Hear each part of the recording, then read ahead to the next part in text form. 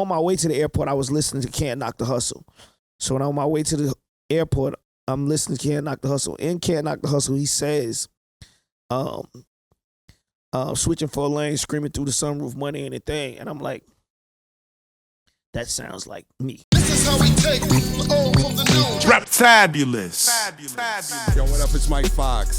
Convos. We got Jermaine Dupri in the building. This past weekend, he hosted a social death celebration takeover, and we got the man here. And this is gonna be real quick. I'm gonna do like a 5-question setup for you, my man. All right. First question. I always talk about this. What was the first hip hop song that made you feel the culture? Like you were like, I gotta do this. The Message. I didn't know if I could even do it though, because Melly Mel was rapping and I wasn't even in that space yet. But The Message actually was my first addiction to hip hop. How did it feel? Where were you when you heard it? I was probably in the car with my mom or somewhere. 79, yeah, I was in the car with my mom. I think I heard it. It just sounded like something that I wasn't supposed to be listening to. And it also sounded like something that I had never heard before or even thought was gonna happen. Wow. So a little birdie, ATL birdie, told me in your room you didn't have a bed, you just had turntables. Yeah. At one point in time, I got rid of my bed because I needed more room, my room. And I ain't really need no bed. I was just like, I'll stay up and just make music. So were you making music? Like, were you doing the DJ practicing the scratching, or was it like making music? Both. I was just like, I didn't know what I was doing. I just was like DJing, and then I try to find records and listen to music. And I used to just do that.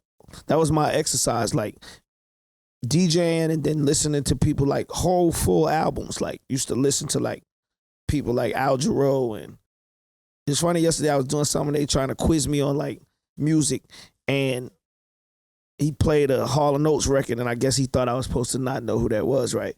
And I'm like, I'm not the guy to do that. Because I sit here and I listen to all of these records with just like no skips, just like playing music.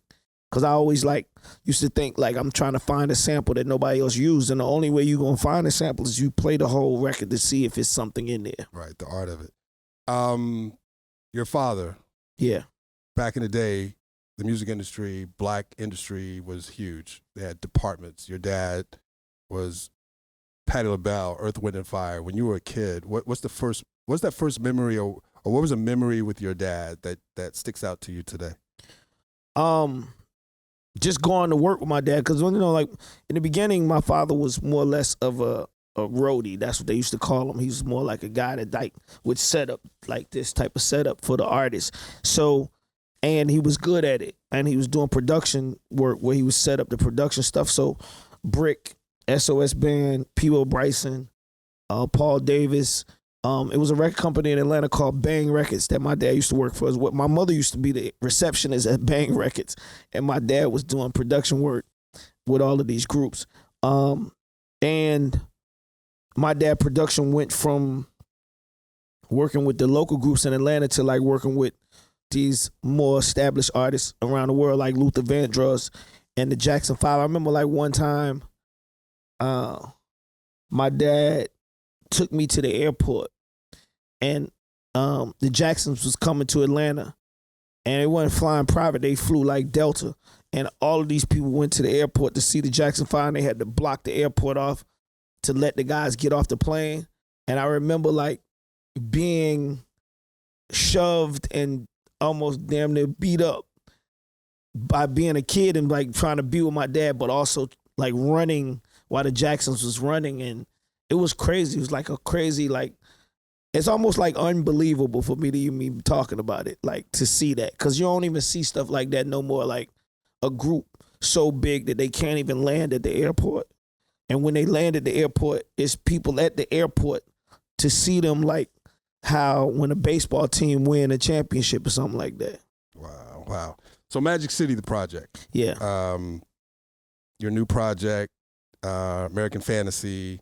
Let's talk about how did that come about in regards to the project. Once again, it was me and my father was having a conversation, and he brought in this guy named Cole Brown, And we started talking about doing something that was like probably like a book or a story of Atlanta documentary. And in that conversation, some kind of way, Magic City just kept coming up in the conversation. And he had never been to Magic City. He was like, what is this place y'all keep talking about, Magic City?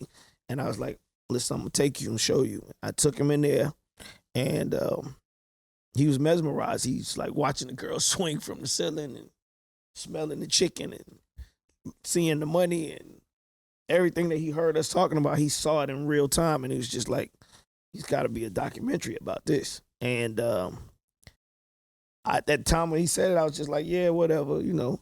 But he stuck to it, and he was determined to make a documentary about Magic City. Wow. The project, the music project, what's your favorite track and why? Or do you have a favorite track? I know it's hard I for think a it producer. changes every day. Yeah,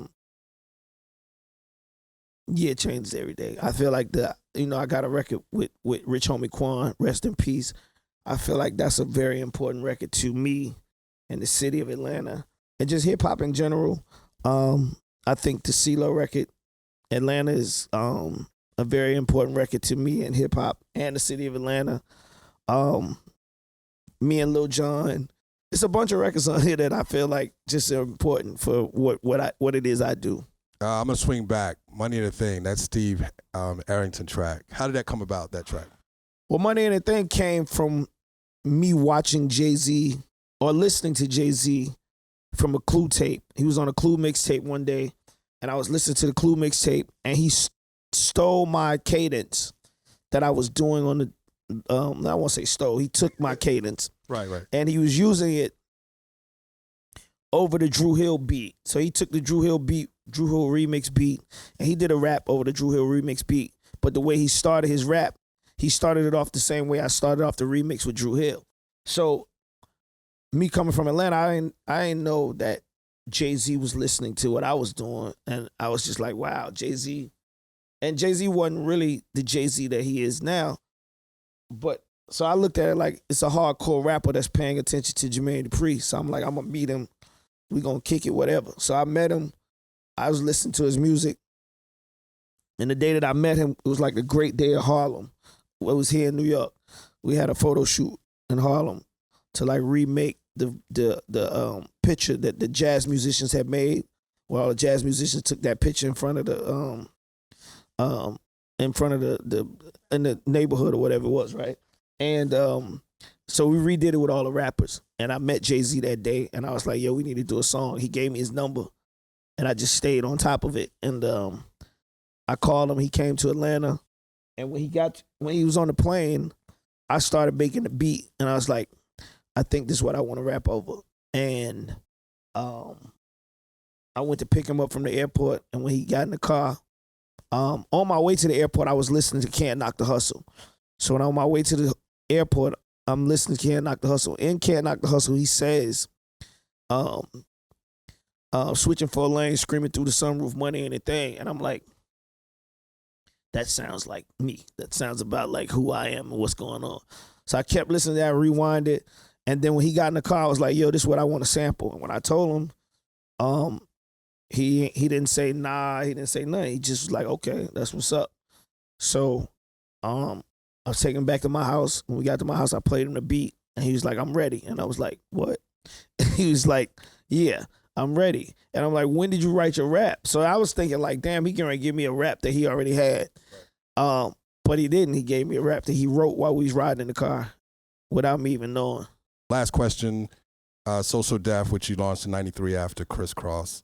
Out of all the artists that you've signed and worked with, who is that one artist that you think didn't get their flowers? I don't know if it's flowers, but you felt like, that they may have missed that moment, or you wish that you could have pushed them into that stratosphere.